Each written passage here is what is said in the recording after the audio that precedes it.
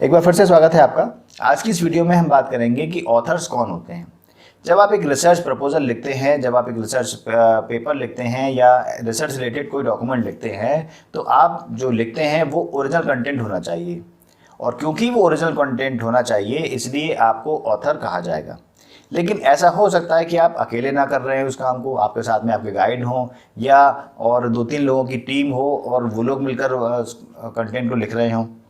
तो वहाँ पर ऐसे केस में ऐसा तो हो नहीं सकता कि सारे लोगों का नाम एक ही प्लेस पर आ जाए।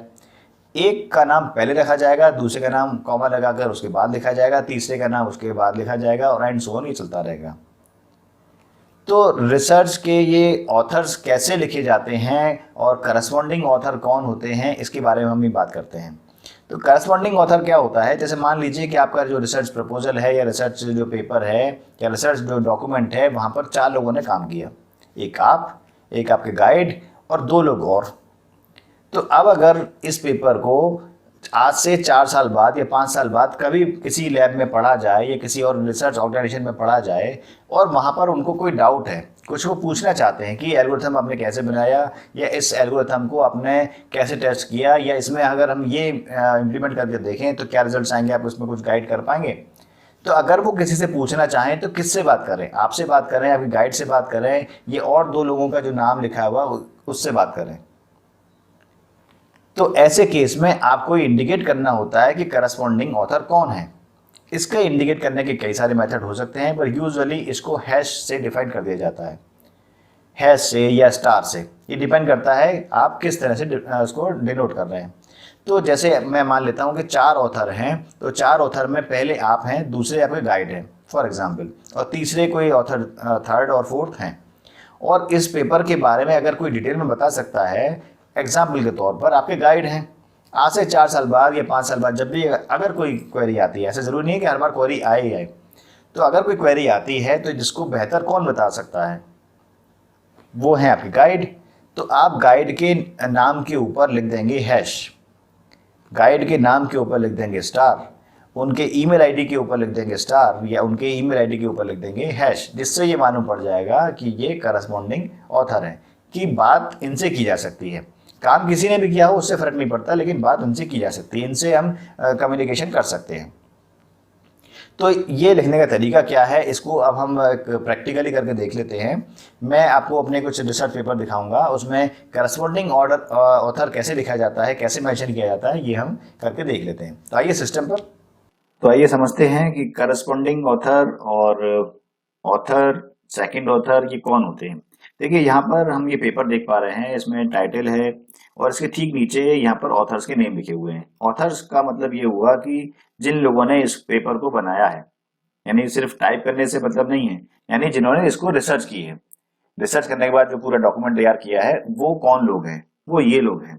तो यहाँ पर मैंने अपना नाम लिखा हुआ है क्योंकि ये मेरा ही पेपर है, और यहाँ पर कोई और लोग भी हो सकते हैं, लेकिन उनका नाम ही आना चाहिए जिन्होंने एक्चुअल में इसमें पेपर में रिसर्च में अपना कंट्रीब्यूशन दिया है। ऐसा नहीं कि आप अपनी दोस्ती में या किसी को पब्लाइज करने के लिए उनका नाम लिख दें। तो यहाँ पर ऑथर्स 2, 3, 4 हो सकते हैं। सबसे अच्छा तो ये है कि आपने अकेले लिखा है, सबसे अच्छी बात। लेकिन अगर आपके गाइड हैं साथ में, यानी आप कोई पीएचडी कर रहे हैं या एमटेक कर रहे हैं, तो पहला नाम आपका होना चाहिए, सेकंड नाम आपके गाइड का होना चाहिए। यानी पहला जिसका नाम होगा, क्रेडिट सारा उसको मिलेगा। यानी सबसे ज्यादा इंपॉर्टेंस किसको मिलेगी कि इस पेपर की वैल्यू किसको ज्यादा मिलेगी, पहले वाले ऑथर को।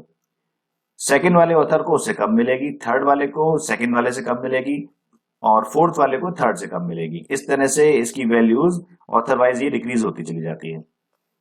यानी इसमें बताने की जरूरत नहीं होती किसी को कि अगर आपका सेकंड नंबर पे आपका नाम है तो इसका मतलब कंट्रीब्यूशन आपका कम है, अगर आपका थर्ड नंबर पे आपका नाम है इसका मतलब आपका उन 2 लोगों से आपका कंट्रीब्यूशन और कम है, और बिल्कुल लास्ट में है आपका फोर्थ नंबर पर या फिफ्थ नंबर पर, तो इसका मतलब आपने बहुत कम इसमें काम किया है, कंट्रीब्यूशन बहुत कम है आपका। तो अब बात आती है कि इसमें ऑथर के नाम कितने होने चाहिए। मिनिमम तो एक रहेगा ही रहेगा ऑब्वियसली, मैक्सिमम की वैसे तो लिमिट नहीं है। अगर आपका बहुत अच्छा रिसर्च पेपर है, इंटरनेशनल लेवल पर आपने रिसर्च पेपर लिखा है, लेकिन अगर आप एक पेपर लिख रहे हैं तो ये ठीक माना जाता है कि आप मैक्सिमम 4 ऑथर का नाम आप लिख सकते हैं, अलाउड है ये।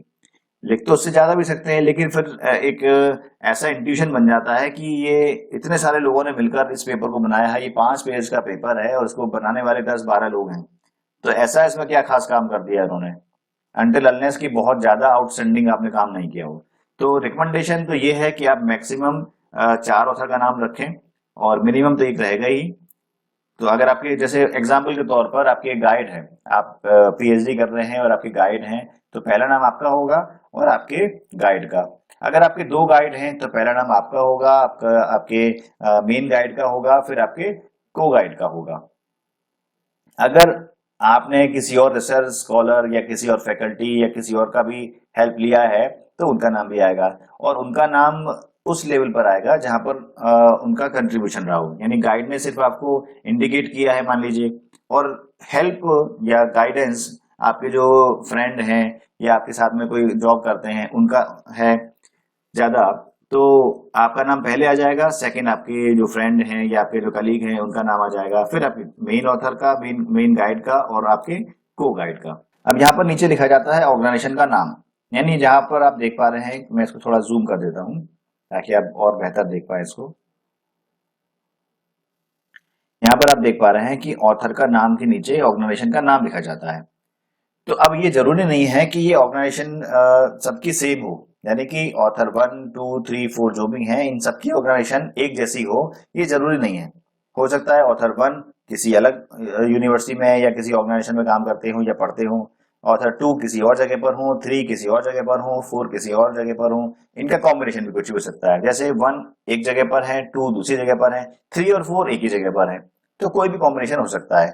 तो अगर ऐसा होता है तो आपको क्या करना होगा, देखिए अगर चारों लोग एक ही ऑर्गेनाइजेशन के हैं तो आप सिंगल एक बार लिखेंगे ऑर्गेनाइजेशन का नाम।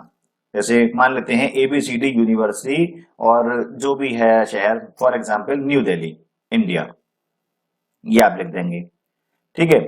और अगर 2 ऑथर हैं या 3 ऑथर हैं तो दोनों ऑथर का अगर अलग अलग है तो आप लिखेंगे एबीसीडी यूनिवर्सिटी न्यू दिल्ली, जिस भी शहर से हो इंडिया, कॉमा मान लीजिए XYZ यूनिवर्सिटी या college of information technology Jabalpur India, है ना। तो आप इस तरह से लिख देंगे। अब मैंने यहाँ पर एग्जाम्पल लिया हुआ है ऑर्गेनाइजेशन का नाम, जो भी आप ले लें, फिर ऑर्गेनाइजेशन का नाम ऐसे लिखा है। तो मैंने यहाँ पर माना है कि पहला ऑथर और दूसरा ऑथर ये दोनों सेम ऑर्गेनाइजेशन से हैं, यानी कि ये कपिल गोविल और ये जो ऑथर हैं इनको एक जगह से हम डिनोट कर पा रहे हैं, यानी कि हो सकता है कपिल गोविल स्टूडेंट हो और ये ऑथर जो है इनके गाइड हो। तो हमने इसको मार्क कर दिया। पहले तो हम नाम यहाँ नंबर दे देंगे 1, 2, 3, 4। इसके लिए मैंने वैसे पिछले की वीडियो में बताया था, पहले की वीडियो में, पर अगर आपने नहीं देखी है तो मैं यहाँ पर फिर से आपको बता देता हूँ। जैसे आपने यहाँ पर 4 लिख दिया, 1, 2, 3, 4 सबके आगे, और इसको आप सेलेक्ट करके आप यहाँ पर कर देंगे सुपरस्क्रिप्ट, ठीक है। तो ऑथर का नाम पढ़ने में आ जाएगा और सुपरस्क्रिप्ट से नंबर डल गया। वो जो सुपरस्क्रिप्ट है अब उसको आप आगे लिखेंगे ऑर्गेनाइजेशन से पहले, कि इससे ये डिनोट होगा कि ऑथर 1 और ये 2 जो हैं ये इस ऑर्गेनाइजेशन से बिलोंग करते हैं, ऑथर 3 यहाँ से बिलोंग करते हैं, ऑथर 4 यहाँ से बिलोंग करते हैं। अगर आपको लगता है अगर ऑथर 3 और 4 एक ही ऑर्गेनाइजेशन से हैं तो आप क्या करेंगे, 3, 4 कर देंगे और यहां से इसको रिमूव कर देंगे, लाइक दिस। ये आपको समझ में आ गया होगा आई होप। फिर उसके बाद उनकी ईमेल आईडी आप लिखेंगे। अब 4 ऑथर हैं तो चारों की ईमेल आईडी अलग ही होगी ऑब्वियसली, तो उन चारों की ईमेल आईडी आप लिखते चले जाएंगे, और जैसे आपने यहाँ पर 1 और 2 लिखा था ईमेल आईडी से ठीक पहले, ऐसे ही आप जैसे ये लिखा हुआ है ऐसे ही आप उनका नंबर यहाँ पे डालते चले जाएंगे।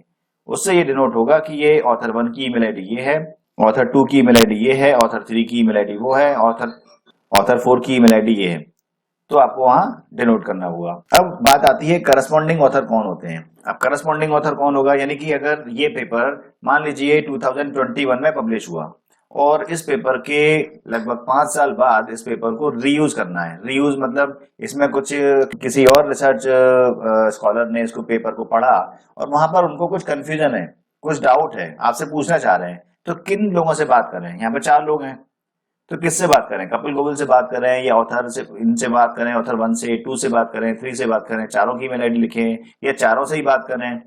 तो मेन कोई ऐसा होना चाहिए कि की पर्सन कि डायरेक्ट उससे ही बात करें। तो हम मान लेते हैं कि ये पहले जो हैं कपिल गोविल, ये करस्पॉन्डिंग ऑथर है। तो इसको क्या करेंगे, हम डिनोट कर देंगे नंबर के बाद में हैश से, हैश लगा दिया यहाँ पर। इसका मतलब ये है करस्पॉन्डिंग ऑथर। इनका ऑर्गेनाइजेशन क्या है, ये ऑर्गेनाइजेशन हमने लगा दिया हैश, ये इनका ऑर्गेनाइजेशन है। इनका ईमेल आईडी क्या है, ये इनका ईमेल आईडी है, और इसको हम कर देंगे सुपरस्क्रिप्ट, सेलेक्ट करने के बाद सुपरस्क्रिप्ट कर देंगे। लेकिन हो सकता है कि किसी को ये समझ में नहीं आया कि ये हैश क्यों लगाया है, तो इसलिए इसके बाद में यहाँ पर छोटा सा लिख देंगे हैश लगाकर करस्पॉन्डिंग ऑथर, और ये हैश को भी हमें करना होगा सुपरस्क्रिप्ट, ये इस तरह से, ठीक है। और इसको यूजुअली इटैलिक भी किया जाता है। तो अब इससे ये हो गया कि ये फर्स्ट ऑथर हो गया, ये सेकंड ऑथर हो गया, ये थर्ड ऑथर हो गया, ये फोर्थ ऑथर हो गया, और ये करस्पॉन्डिंग ऑथर हो गया। कौन करस्पॉन्डिंग ऑथर, ये वाला। जरूरी नहीं है कि फर्स्ट ऑथर ही हमेशा करस्पॉन्डिंग ऑथर हो, वो कोई भी हो सकता है, सेकंड वाला भी हो सकता है, थर्ड वाला भी हो सकता है, फोर्थ वाला भी हो सकता है, लेकिन होगा केवल एक ही। ऐसा नहीं कि आपको फर्स्ट को भी करस्पॉन्डिंग ऑथर दिखा दें और थर्ड को भी दिखा दें, दो लोग नहीं हो सकते, किसी एक को आपको मेंशन करना होगा। तो मुझे लगता है इतना आपको समझ में आ गया होगा। तो मुझे उम्मीद है आपको समझ में आ गया होगा कि करस्पॉन्डिंग ऑथर कौन होता है, फर्स्ट ऑथर कौन होता है, हमने इस पर भी बात किया, और सेकंड ऑथर कौन होते हैं, ऑथर्स कौन होते हैं, इसके बारे में आपको डिटेल में समझ में आ गया होगा। पर फिर भी आपके मन में हो सकता है कुछ क्वेश्चंस हो, कुछ डाउट्स हों, तो यहाँ कमेंट बॉक्स में आप लिखकर पूछ सकते हैं, मैं पूरी कोशिश करूँगा उसको आंसर करने की। और अगर आपको लगता है कि मैं आपके रिसर्च की फील्ड में कुछ आपको हेल्प कर सकता हूँ, कुछ गाइड कर सकता हूँ, कुछ सजेशन दे सकता हूँ, तो आप मुझसे इस लिंक के थ्रू जुड़ सकते हैं या रजिस्ट्रेशन आप कर सकते हैं, जिससे मैं आपको कुछ गाइड कर पाऊँगा।